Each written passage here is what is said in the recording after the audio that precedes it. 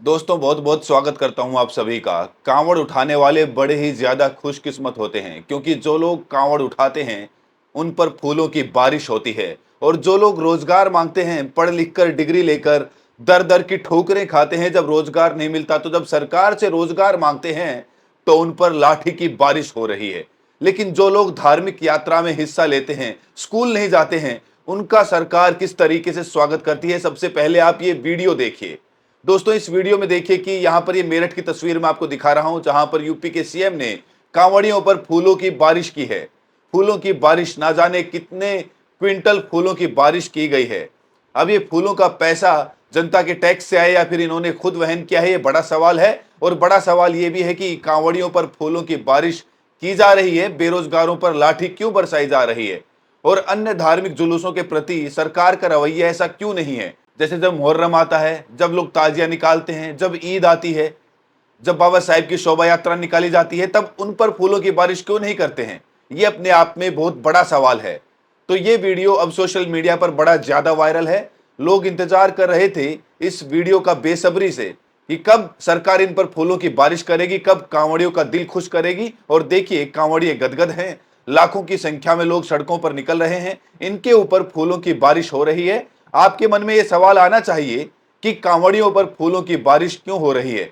दोस्तों ये बहुत बड़ा सवाल है और इस सवाल का जवाब आज मैं इस वीडियो में आपको देने वाला हूं। लेकिन सबसे पहले आपको यह बता दूं कि कांवड़ यात्रा के चलते स्कूल कॉलेजेस को बंद कर दिया गया है। वहीं कांवड़ यात्रा के दौरान तमाम तरह के उत्पात मचाए गए हैं, उपद्रव मचाए गए हैं। अभी कल ही की एक घटना है जहां पर एक फौजी को मिर्जापुर में लात घूंसों से पीटा गया था। उन लोगों की गिरफ्तारी तो हुई, लेकिन 30 मिनट के अंदर इन लोगों को छोड़ दिया गया।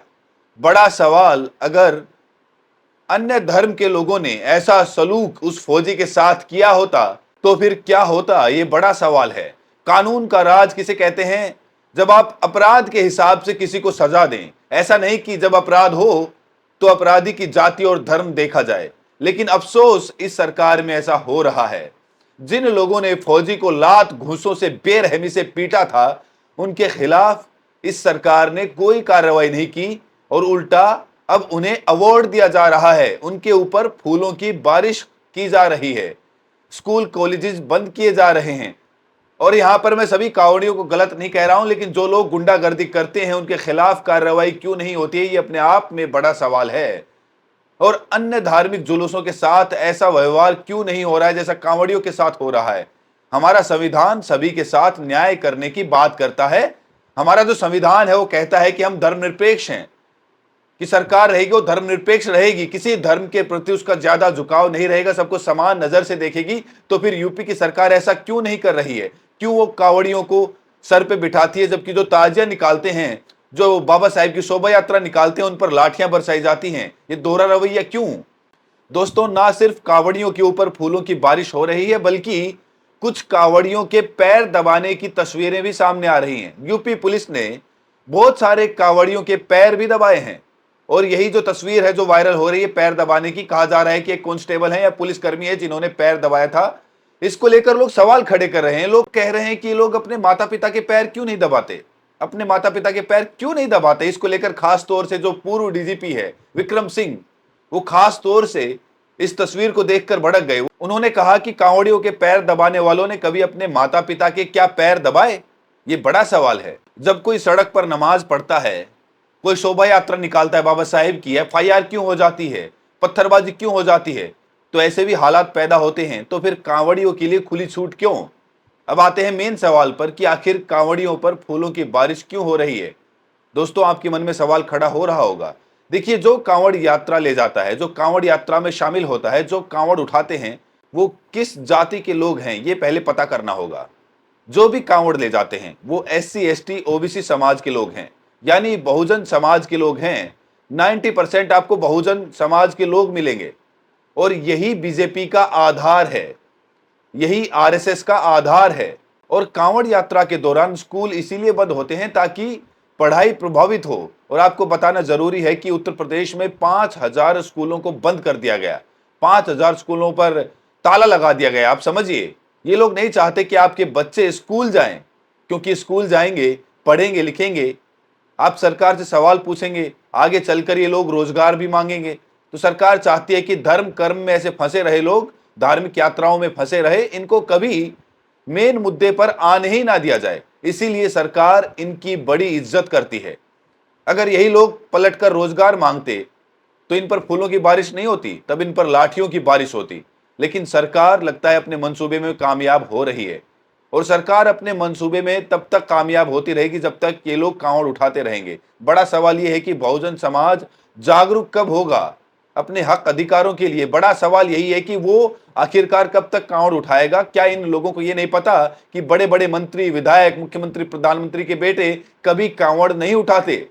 अमीर घरों के जो बच्चे हैं वो कांवड़ नहीं ले जाते, अंबानी अडानी के बच्चे कांवड़ नहीं उठाते। तो फिर गरीब के बच्चे कांवड़ क्यों उठाते हैं? कायदे से इनको स्कूल जाना चाहिए, कॉलेज जाना चाहिए, शिक्षा हासिल करनी चाहिए, लेकिन ये वहां जाने के बजाय कांवड़ उठा रहे हैं। कांवड़ उठाना गलत नहीं है, आस्था अपनी जगह है और पढ़ाई लिखाई अपनी जगह। और जो लोग कांवड़ का बड़ा समर्थन कर रहे हैं वो लोग अपने बच्चों को कांवड़िए क्यों नहीं बना रहे हैं? क्यों नहीं कांवड़ उठाने के लिए भेज रहे हैं? ये दोगलापन क्यों? ये बड़ा सवाल। कोई किसी के धर्म के खिलाफ नहीं है।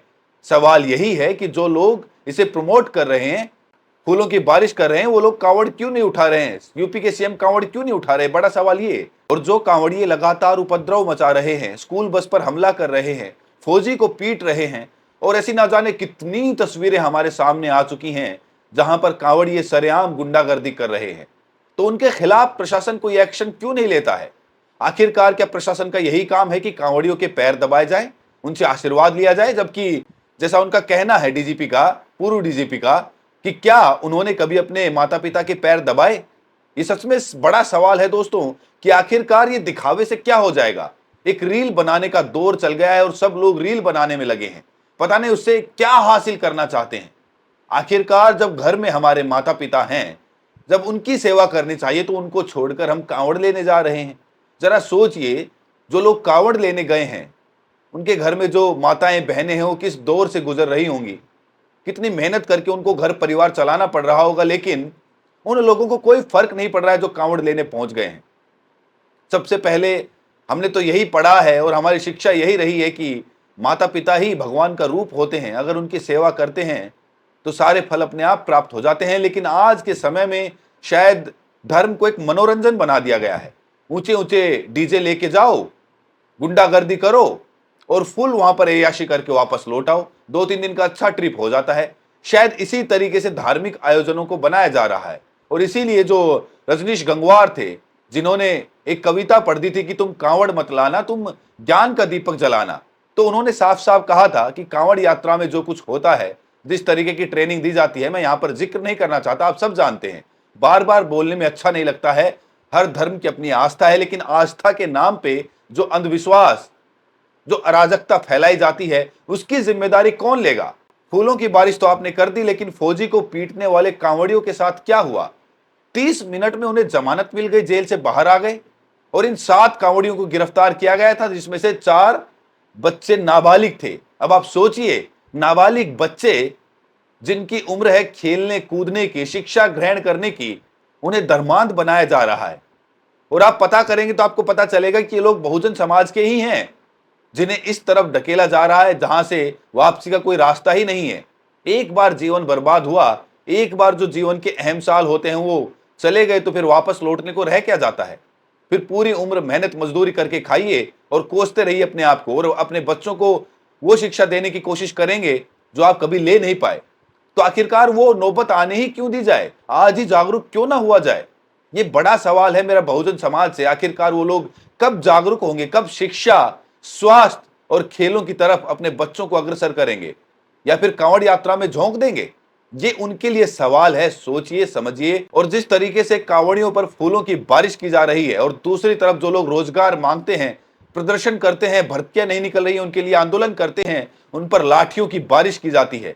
इसके बारे में आपकी अपनी व्यक्तिगत राय क्या है? कमेंट सेक्शन में हमें जरूर बताएं। हमारे लिए आपकी जो प्रतिक्रिया है वो बहुत इंपॉर्टेंट हो जाती है, बहुत जरूरी हो जाती है।